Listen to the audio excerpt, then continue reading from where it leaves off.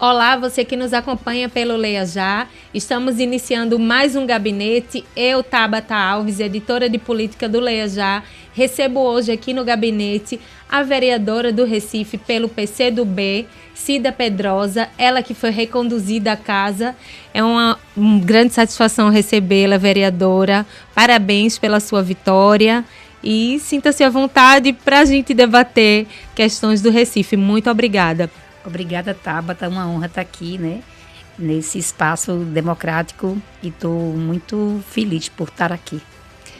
Vereadora, a gente estava conversando, né, antes do programa e falávamos sobre a sua profissão, né? A escritora Cida Pedrosa, como é conciliar ser escritora e ser vereadora do Recife, né? São duas profissões, dois exercícios que demandam da senhora coisas diferentes ou que se assemelham em algum momento.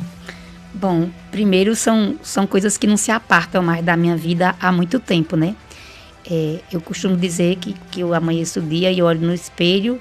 Eu sou Cida Pedrosa, poeta, nascida em Bodocó, uma sertaneja que está na luta por um destino melhor do mundo. Então, esse é meu guia, esse é meu lema diário. Agora, a forma como a gente exerce essa luta, que pode ser em vários espaços. Antes de eu ser vereadora, eu fui secretária da cidade do Recife de Meio Ambiente, secretária da Mulher. Eu estive à frente de várias políticas públicas e também fui advogada de direitos humanos muito tempo. Aí quando você chega na Câmara, é um resumo de tudo isso dessa luta, só que você também é uma mulher poeta. E também a gente conversava do quanto é complexo para nós mulheres exercermos tantas múltiplas funções. E para mim ela é muito real, porque eu sou poeta, isso não é uma coisa de que eu escrevo por diletantismo, eu tenho uma profissão de escritora. Sim. Eu quando assino, que profissão você tem no hotel, eu não boto vereadora, porque isso é uma passagem de um tempo, isso é um espaço político de luta que eu estou. A minha profissão é escritora e eu escrevo lá escritora. Às vezes eu consigo conciliar muito bem, às vezes não, mas eu acho que a poeta colabora e muito dentro da Câmara de Vereadores para que esse discurso seja mais afetivo pela cidade, para que esse discurso flua de forma mais sensível e chegue mais perto, né, dos recifenses e das recifenses. A senhora, enquanto ex-secretária da Mulher e hoje vereadora, tendo 8 vereadoras na Câmara do Recife, sendo que são 37 cadeiras, né? Antes eram 39, hoje são 37. Como é que a senhora se sente nesse espaço? Que esse espaço poderia ser melhor, mais ocupado, né? Tanto em números quantitativos quanto em qualitativos por mulheres, para que elas possam aí trazer bandeiras e políticas públicas que possam nos beneficiar, uma vez que somos não só a maioria dessa população, mas os que cuidam das outras pessoas da população. Veja, nós aumentamos uma cadeira, nós éramos 7. Mas mesmo assim é um percentual muito pequeno. A gente teria que ter no mínimo uma condição igualitária de ter 50% de mulheres e 50% de homens. Nós somos uma minoria do ponto de vista de representação nos parlamentos. 15% apenas, Brasil afora. Se você pegar em média, isso é muito ruim. Ruim porque nós somos a maioria da população e somos uma população que demanda ainda muitas políticas públicas. Nós temos que lutar contra a violência praticada contra os nossos corpos permanentemente. Nós temos que lutar por uma política de saúde específica para mulheres, porque a gente sabe, por exemplo, que uma das coisas que mais matam mulheres é câncer de mama, é câncer de útero, coisas ligadas diretamente ao gênero. Aí isso ainda envolve uma questão política muito forte, que não basta ser mulher. Quando eu digo isso, causa muito espanto. É porque não só é eleger mulheres, a gente tem que eleger mulheres que façam a luta pelos direitos totais das mulheres, porque tem uma parte das mulheres eleitas que elas defendem apenas alguns dos nossos direitos, não defendem, por exemplo, os nossos direitos reprodutivos, defende assim a luta contra a violência, mas não defende todos os direitos. Então a gente tem que eleger mulheres que façam a defesa e, para além disso, a gente tem que fazer uma luta interna para conseguir aliados. Eu sou de uma corrente feminista que tem o homem como um aliado. O PCdoB, meu partido, realiza suas conferências de mulheres e é um dos únicos partidos que fazem isso Nós temos uma cota para homens, porque nós entendemos que se os homens não vierem juntos nesta luta, se os homens não se irmanarem conosco, ombro a ombro, na luta pelos nossos direitos, nós não chegaremos lá. Então, a gente precisa de mais espaço para as mulheres na Câmara, tanto do ponto de vista da quantidade, quanto do ponto de vista da qualidade desta intervenção, e precisamos fazer a grande luta de conseguirmos aliar dos homens para caminharmos juntos. Quando a senhora fala do seu partido, né, e que tem essa cota masculina nessa luta, né, pelas mulheres, mas para além disso, como é que o seu partido tem atuado para atrair mais mulheres para a política, né, para que ocupem espaços de poder? O meu partido é presidido nacionalmente por uma mulher que é a Luciana Santos, que é presidenta do nosso partido e também ministra da Ciência e Tecnologia. E nós somos conhecidos nacionalmente como um partido que percentualmente tem um maior número de representação de mulheres. Por exemplo, não só no parlamento, mas, por exemplo, a presidenta da União Nacional Estudantes, Manu Mirella, ela é de Pernambuco, é uma mulher negra, feminista e do PCdoB. Uhum. A presidente da União Brasileira, da UBS, União Brasileira de Estudantes, também, das estudantes secundaristas da UBS, também é uma mulher, e é de Pernambuco. Então, eu estou querendo dizer assim que no partido nós temos grandes formações de inclusão das mulheres. Agora, nós temos machismo. Por quê? Porque todas as estruturas de poder são machistas. Não tem como você dizer, aquele espaço não tem machismo. O machismo é estrutural e ele vai estar em todos os lugares da sociedade, inclusive no meu partido, que historicamente tem uma luta importante. A Revolução de 1917 na Rússia, as mulheres tiveram um papel fundamental. Na Segunda Guerra Mundial, as mulheres da União Soviética tiveram um papel fundamental no fronte. Então, assim, nossa formação comunista é uma formação que a gente acredita, inclusive, na interseccionalidade, ou seja, a gente tem que fazer a luta de classe, de gênero e de raça. Parece uma cantilena, mas não é. Sim. É porque a gente tem sobreposições de opressões. Porque aquela história de estar no mesmo barco, né? Estamos todos no mesmo barco, né? Não estamos. Não estamos. Mesmo que você esteja ali, se num passo de mágica nós resolvêssemos a grande opressão da luta de classes, nós ainda teremos opressão de gênero e opressão de raça. Por isso que a luta tem que ser das três coisas junto, né? Quando você pensa, quem mora nas favelas? Pretos. Sim. A grande maioria lares conduzidos por mulheres mães solos, por mulheres que muitas vezes têm filhos de 3, 4 relações, em que esses pais simplesmente partiram a essas crias nascerem e não só não cuidam, como não mantêm financeiramente. Então tem a questão da solidão, de você não ter o parceiro para cuidar junto, e também não tem financeiramente essa resposta. Por isso que a gente tem que lutar nessa tríade, contra o racismo, contra a opressão de gênero, contra a opressão de classe. Quando a gente pensa, né, em outros espaços de poder para além da Câmara, e a gente pensa no Congresso Nacional, que em 2016 é que foi ter banheiro para mulheres, né? Então, nossos corpos não pertenciam àqueles lugares. Não era só porque nós não estávamos lá. Não estávamos lá, inclusive em questões estruturais, nem poderíamos estar, né, vereadora? É como se a gente legitimasse a nossa não existência. A vereadora Edna Costa, ex-vereadora Edna Costa, que é do nosso partido, que foi a 4ª mulher a ser eleita para a Câmara de Vereadores do Recife, ela teve 2 mandatos e meio, ela também diz isso. Quando eu cheguei, não tinha banheiro para as mulheres. Eu ia no banheiro das funcionárias, porque não estou dizendo que eu até hoje uso o banheiro das funcionárias. Sim. Mas você tem lá um para homens vereadores, não tinha um para mulheres vereadoras. Então ela tinha que ir no banheiro geral. E ela não reclamava porque tinha que ir no banheiro geral, ela reclamava porque se tem um de vereadores, sim, tem que ter um de vereadoras. É o lugar do corpo da mulher que não é legitimado no espaço, como diz, vá-se embora.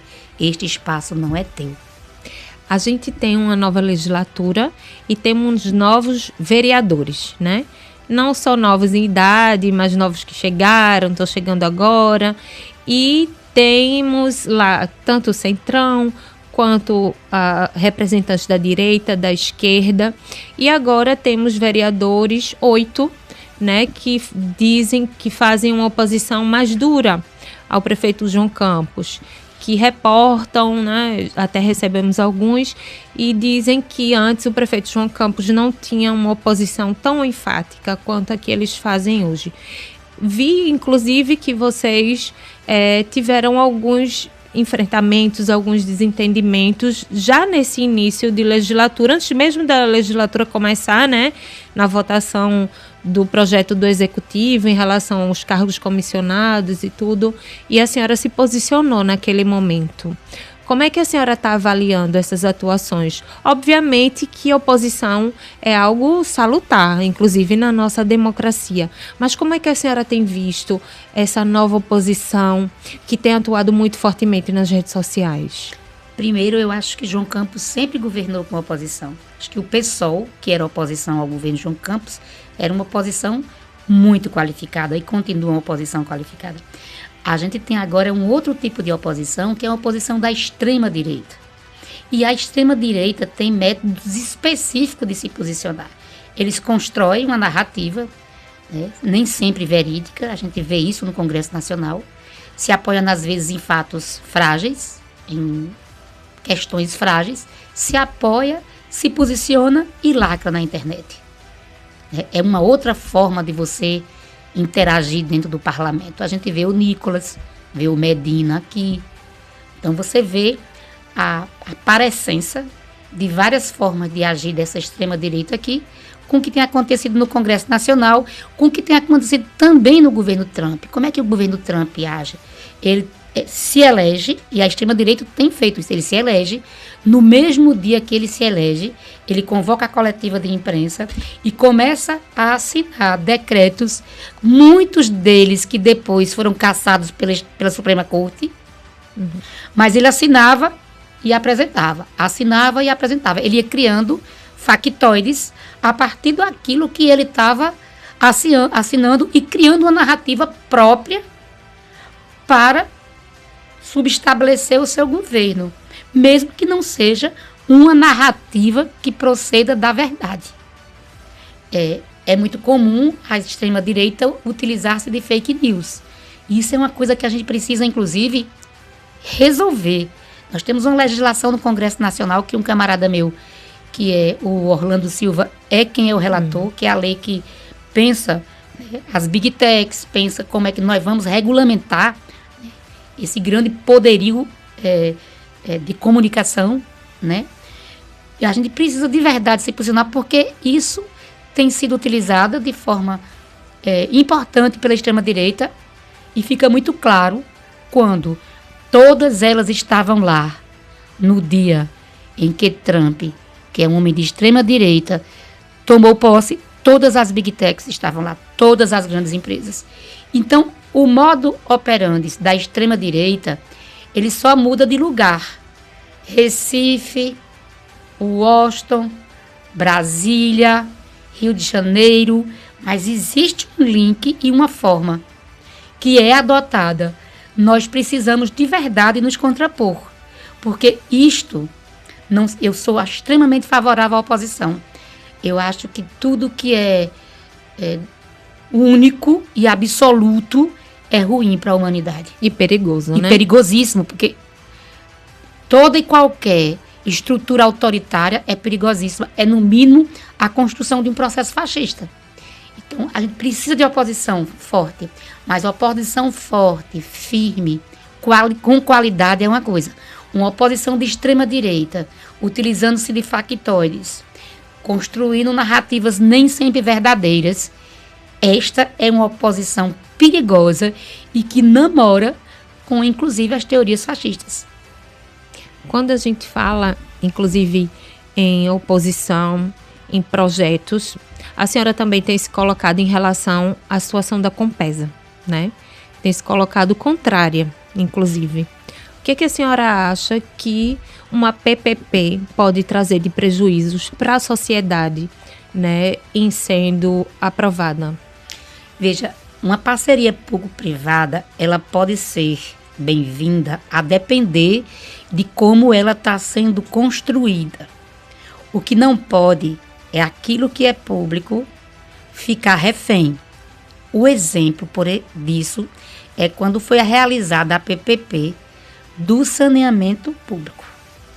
Você tem uma PPP onde as empresas fizeram lotes de ofertas que ficaram com a melhor parte da cidade. A cidade formal que tinha condições de pagar. Enquanto que a cidade informal, as favelas, as áreas ZEIs ficaram de fora da PPP para o poder público poder sanear. Eu fiz uma crítica veemente desta PPP.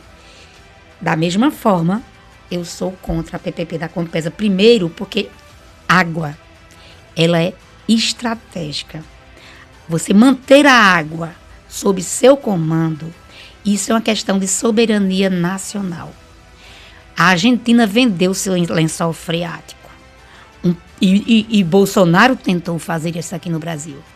Água não pode estar na mão de iniciativa privada. Água, energia. É lamentável a gente ter privatizado. Isso é estruturador. Imagine um país em guerra. Por exemplo, nós não somos desse tipo muito não. Mas imagine numa guerra você não ser o detentor, aquele que detém as usinas hidroelétricas, a energia, a água. Isso é estruturador. Uma coisa é você fazer a concessão para alguns tipos de serviço. Eu sou das pessoas que não aceitava, até hoje eu faço a crítica, a concessão de serviço de educação e saúde, por exemplo. Eu acho que se nós, na universidade, eu muito jovem, na época da Constituição de 88, eu entendia que a educação tem que ser eminentemente pública. Uhum. Saúde também, porque tem questões que são estruturadoras para um país. A água está nesse patamar e eu acho lamentável a gente estar sendo exposto a uma perda dessa no estado de Pernambuco. Porque a justificativa do projeto, né, é de que isso melhoraria a condição de abastecimento da população, né? A gente tem vários municípios que, inclusive no Recife, que tem lugares que não chega água, né? Ou que ficam dias sem água, que tem um rodízio, né, da água. A senhora acredita que essa justificativa tem um respaldo real e que, de fato, né, como a senhora até já colocou, de que acredita que não surtiria um bom efeito. Mas a justificativa dada, né, o projeto é essa. Também foi dada essa justificativa quando foi privatizada a questão da energia. E a gente viu o apagão da cidade de São Paulo, a cidade maior, né, uma das maiores cidades da América Latina, maior cidade do nosso país. Eu sempre faço uma pergunta. Quem colocou a energia nos pontos mais longes de Pernambuco foi o governador Miguel Arraes, no Luz para Todos, ou seja, foi uma escolha. Eu vou pôr energia no sítio Chico Lopes, do distrito de Cipaúba, em Bodocó, onde eu nasci, e chegou energia quando eu tinha 12 anos de idade. Porque é política pública, porque né? É política pública, porque é escolha. Aqui, a energia rural, ela é muito mais barata. O custo dela, do ponto de vista, ela tem subsídio, então ela é paga de forma muito mais barata do que a energia urbana. Quando a Arraes decidiu que ia pôr nos confins de Pernambuco energia, isso é uma decisão política. Você acha que uma iniciativa privada, ela vai pôr água? Vou pegar aqui um distrito, no distrito de Saluá, no distrito de... pegar um distrito no distrito de Ipubi, porque lá não tem água, ou vai começar a pôr água e fazer toda a estrutura para fornecer água daquilo que vai ter um retorno financeiro maior? São coisas muito simples. Então, assim, esta justificativa de que vai chegar na mão de todas as pessoas, fizeram isso com a telefonia. Não foi assim que aconteceu. No primeiro momento, os 6 primeiros anos, telefone celular, quem não lembra, era a coisa mais cara. Isso aqui, você fazia uma ligação disso aqui, você ficava devendo o estopor. Foi preciso toda uma reestruturação para poder você ter. E é Foi barato. preciso chamar as operadoras ali, né? Na grande. Na grande, ó. E ficou mais barato, mas o serviço de manutenção é caro. Pode ter ficado mais barato a ligação, mas o serviço de manutenção é caro. Então, não tenho nenhuma ilusão. E, para além disso, você tem uma questão de soberania nacional. Água é estruturador. Nós não podemos fazer concessão sobre os nossos aquíferos. Isso tem uma outra coisa também, que é a questão feminista. Nós, mulheres, é quem mais sofremos com a questão da água. Aí alguém pode dizer, tu vai trazer mulher para essa discussão? Sim, porque quem carrega lata na cabeça, quem aqui nos morros, que ainda a água não é uma realidade, em vários morros nossos, não tem condições de subir. Às vezes tem uma como é que chama? Lá embaixo, um cano, onde você vai buscar água e sobe na cabeça. Em vários morros de Recife. E além de mesmo quando não chega, tem gente que passa 15 dias sem água na torneira. Então isso é uma questão de administração, de gestão. E quem sofre na grande maioria são as mulheres. Então, assim, nós somos contra a privatização da Compesa. Nós, o PCdoB. A gente está chegando no período de carnaval, né? A gente recebe, inclusive, na cidade e no estado todo, né? Em Olinda também, em vários municípios, turistas do Brasil e do mundo inteiro, né? Para curtir nosso carnaval. E a gente teve um problema grande de segurança pública no jogo entre Sport e Santa Cruz, né? A senhora acredita que essa reestruturação para que dê segurança à nossa população de brincar e a esses turistas que vêm de fora está sendo bem feita, né? Para que o carnaval a gente não possa viver situações como aquelas, né? Que vivemos, infelizmente, naquele sábado de jogo. Veja, a gente tem que construir com o governo do estado uma solução. Segurança pública é um bem, muito dos bens, assim, é um bem maior, porque as pessoas podem morrer. Nós temos conseguido dar conta até então. Acho que a prefeitura está organizando a sua guarda municipal, tem as câmaras, tem todo um trabalho, mas o governo do estado tem que fazer uma operação pró-carnaval grande. Eu acho que são coisas diferentes quando você pensa no carnaval nas torcidas organizadas. São segurança pública, mas são dois eventos bem diferentes. Bem diferentes. Você tem em que a segurança pública está dando segurança a uma coisa que é da iniciativa privada, que são os jogos de futebol. Inclusive, assim, eu fico às vezes muito angustiada de como a gente desperdiça tanto, tendo que garantir a existência de um evento que é eminentemente privado, como quando poderíamos estar encaminhando essa segurança pública para a segurança pública do território. Sim. E não necessariamente de um evento específico e privado. Isso é muito lamentável, né? Agora, eu acho que a gente tem que trabalhar a segurança e os novos tipos e trabalhar direitos humanos. Nosso mandato tem algumas leis no que diz respeito ao futebol, igual tem leis no que diz respeito à questão das mulheres. No que diz respeito ao futebol, por exemplo, a gente propõe a formação em direitos humanos dos times de até 18 anos de idade de formação de base. Por quê? Porque a gente acha que, diante de tantos casos de assédio, por exemplo, que a gente ouve falar que acontece de jogadores, etc e tal, a gente tem que formar pessoas para que não só sejam bons atletas, como também sejam cidadãos de bem, que não chegue lá e fique assediando mulheres. Nós também propomos, junto um projeto de lei que ainda não foi aprovado, esse já foi, mas esse outro ainda está na Câmara de Vereadores, que é só permitir que o município só permita a construção de um procedimento de dívidas, ou seja, de você poder fazer um acordo nas dívidas dos grandes times, se eles mantiverem na sua base times femininos. A gente sabe o quanto o futebol de mulheres é pouco incentivado.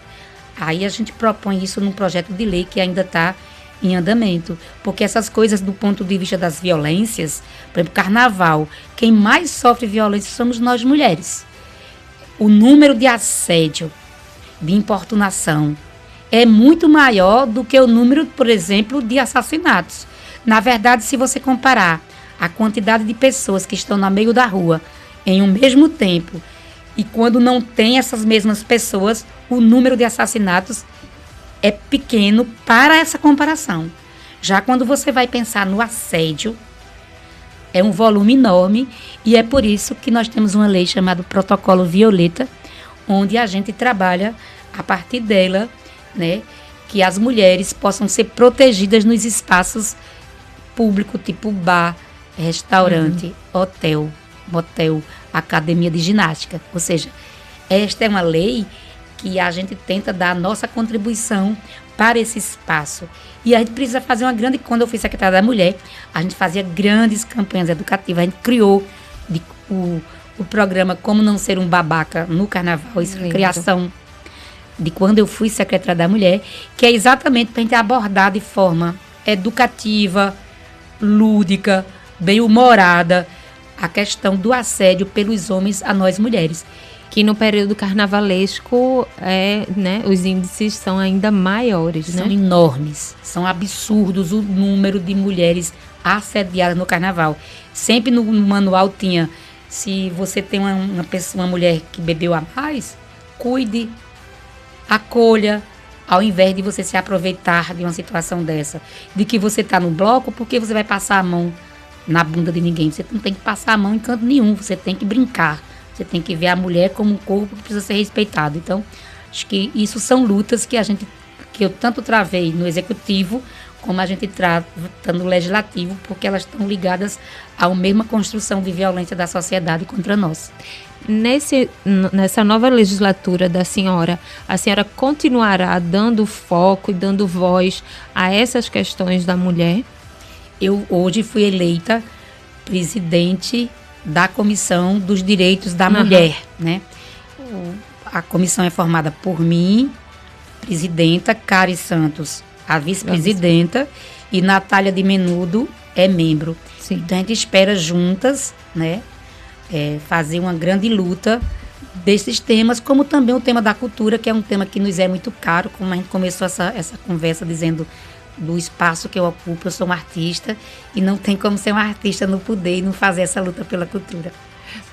Vereadora, foi tão boa a nossa conversa, né, que o tempo passou muito rápido, né? Então eu gostaria que a senhora deixasse seu recado para a população do Recife, né, para os seus eleitores, para a população pernambucana. Afinal de contas, o programa vai ao ar não só para a cidade, né, em relação ao seu mandato e as questões que a senhora achar que forem pertinentes. Bom, o que eu diria é o seguinte: a gente vai à urna 2 em 2 anos, mas a gente precisa acompanhar os mandatos legislativos daqueles que a gente elegeu. Eu tenho um mandato muito aberto, onde a gente troca muito com as pessoas. É quase que é um mandato muito orgânico. É tão orgânico que é exaustivo para a nossa equipe, para mim, porque é um tete-a-tete, pessoa a pessoa, grupo a grupo. Então, bem vereança mesmo, né? A gente exerce a vereança conversando com a cidade permanentemente, com as pessoas, olho no olho. Então, assim, queria muito chamar vocês que votaram em mim ou não, se apropriem desse mandato. É um mandato das mulheres e dos homens da nossa cidade. É um mandato que quer dialogar com as pessoas, né? E estamos à disposição. E acompanhe seu vereador. Acompanhe para saber o que ele está fazendo. Acompanhe a Câmara para você votar com bem consciência nas próximas eleições. É aquela história de dizer que a gente não passa cheque em branco, né, vereadora? Que a gente deve, mesmo enquanto cidadão, tá de olho no que os nossos representantes estão fazendo, né? Queria lhe agradecer muito pela sua presença, que a senhora possa voltar aqui no gabinete para a gente discutir, né, questões sobre a mulher que são muito caras para o gabinete e outras questões políticas do Recife e de Pernambuco. Muito obrigada pela sua participação. Gratidão. Obrigada a você que nos acompanhou aqui no gabinete com a vereadora Cida Pedrosa. Até a próxima.